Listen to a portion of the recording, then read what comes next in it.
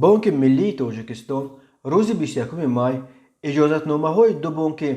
بحران‌زده تاجیک صادرات بانک و اگرینوست بانک را بازخواند و گفت از این به بعد فعالیت این دو نهاد مالیوی را مدیران مخصوصی که بانک ملی تعیین میکند پیش خواهند برد. بانک ملی تاجیکستان 4 سال پیش دو بانک بحران‌زده تاجپران بانک و فانان بانک را نیز برهم داده بود، ولی حکومت تاجیکستان برای نجات دو بانک دیگر گرفتار بحران تاجیک صادرات بانک و اگرینوست بانک 3 میلیارد سومونی جدا کرد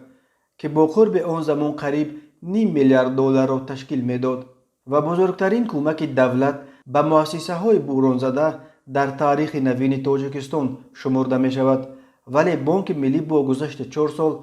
در دو اظهارات علیحده با اظهار تأسف گفت که این کمک بزرگ برای نجات این دو بانک فایده نکرد و آنها از بانک های نظامساز به دو تشکیلات قرضه‌ای حصه‌شان در نظام بانکی ناچیز و یا زیان‌آور تبدیل یافتند. اکنون سرنوشت پول‌های حدود 6000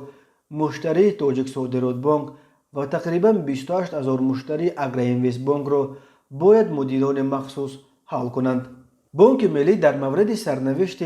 پول‌های مشتریان بانک گفت طبق روند معین شده برابر بازخواند اجازتنامه از شماره عمومی پسندازداران ساغرته شده تاجیک صادرات بانک یعنی 35000 نفر پاره از حساب خزینه ساغرته پسندازهای شخصان واقعی جبران کرده شده، 36% دیگرشان یعنی 2000 نفر از حساب خزینه قسما جبران کرده می شوند. قسم باقی مانده پسندازهای شخصان واقعی و حقوقی از حساب به فروش برآوردن دایره های خود بانک از جانب مدیر مخصوص طبق ترتیب مقرر شده به میزاجان پرداخت کرده می شود. بانک ملی گفت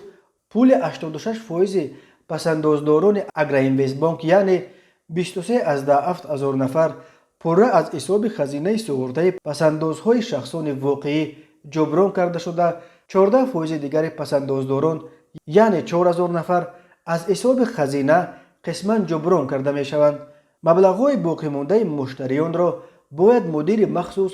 از حساب فروش دارایی‌های بانک پرداخت کند.